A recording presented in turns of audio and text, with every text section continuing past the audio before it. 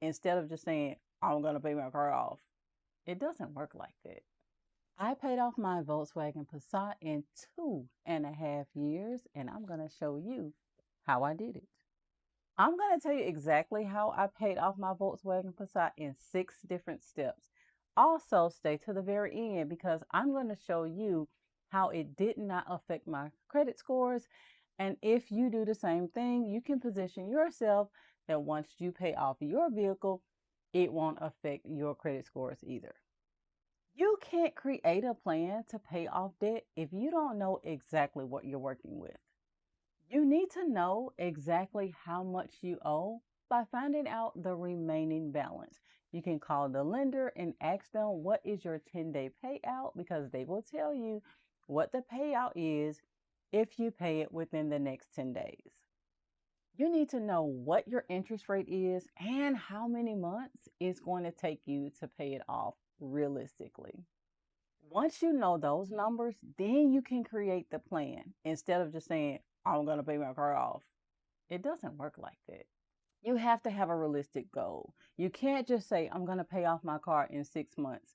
You have to create a real plan to pay this car off, which means you have to look at your actual income and your expenses first. You have to ask yourself, how much do I make each month? How much is my car payment? How much am I spending on gas? How much are my insurance and maintenance costs? How much do I spend on food, entertainment, groceries, subscriptions? And ultimately, how much can I put towards my car note at the end of every month realistically? Then you want to set a specific goal. So if you know you have $300 at the end of all of your expenses that I just named, and that amount could easily be $300, then you can say, I'm going to put $300 towards my car note every time I get paid, or every time I have all of my expenses paid off. Because what I did was I would have my realistic goals. I think I may have put 100 some month, 150 other months. However, when it came around to realistically Christmas, realistically the holidays, realistically Thanksgiving, I wasn't paying nothing extra towards my car note. I had to go shopping for me and my family. So realistically, you want to put a plan together and you want to say exactly how much you can put. And if you know you're going to do the Black Friday thing, or if you know you want to ball out of control during the holidays, then don't set the plan for around the holidays. Every dollar that you don't spend is a dollar realistically you can put towards paying towards your car loan. You definitely want to cut out the things you don't need: the eating, the shopping, subscriptions you don't use, entertainment, impulse purchases, expensive coffee, and convenience purchases. And most importantly, unnecessary trips. Not unnecessary trips to the grocery store, unnecessary trips out of town. The goal isn't to live like this forever. Don't feel like you're going to be stuck forever. The goal is to live like this way temporarily, just sacrificing a little bit so that you can achieve this financial breakthrough of being debt free with this car loan faster. Then you can go back to being normal again. Create a side hustle. It could be anything like baking cookies, baking foods of any kind, DoorDash, Uber Eats, babysitting, cutting the grass. Create a side hustle that you can put towards uh, making yourself debt free faster. But most importantly, don't let the extra money that you've created the side hustle with go into your regular spending that goes into shopping. No, don't do like I did one month and just say, oh, I want this coat. No, be focused. But most importantly, don't let the money that you make with the side hustle disappear into regular spending. It's really okay to tell yourself, it's not in my budget right now. I got to stay focused. And just remember, when you're saying these things of staying focused and you're sacrificing yourself, just know that it's only for a short period of time. You're not going to be in this forever. Saying no today can set you up for financial freedom tomorrow. This is where paying off your car loan can be a mindset. Learn the power of no. Say it with me.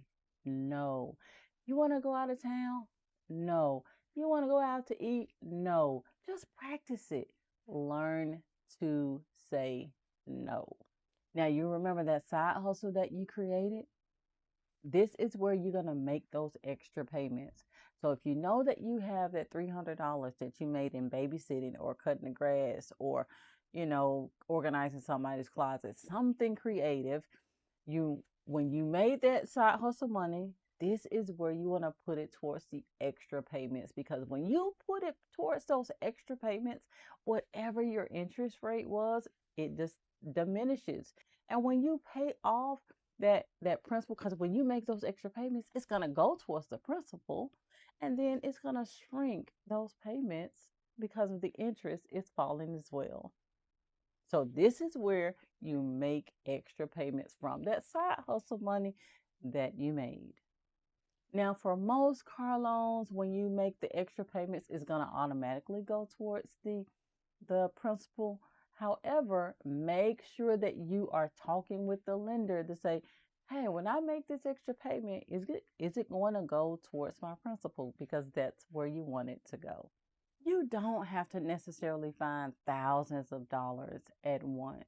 Sometimes it's about consistently putting away money towards the loan to diminish it consistently. Now, this is how it did not affect my credit score. Thank you for watching to the end. All right, so this is the thing. So, when you pay off an installment loan is simply something that has an expiration date. When you pay it off, it goes to a zero balance. It will automatically close on the credit report. Your scores do not automatically go up. They don't go up at all. In fact, they go down. The reason they go down is because once it closes, it's no longer reported to the bureaus anymore. Got that? So if it's not reporting, we got to find something that is going to activate that. So what I did was, about 4 months before I paid my car loan off, I went to 3 of my credit cards and I got credit increases. When I got those credit increases, it took my points up by 25. It took 25 points up with those credit increases, right?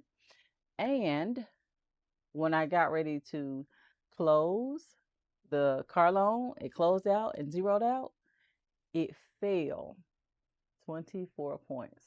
So that means when I started the 4 months before closing it, I only gained 1 point. I didn't lose anything, because most people, they will lose anywhere between 25 and 40 points if they do nothing to raise that score. So I didn't want it to affect my score.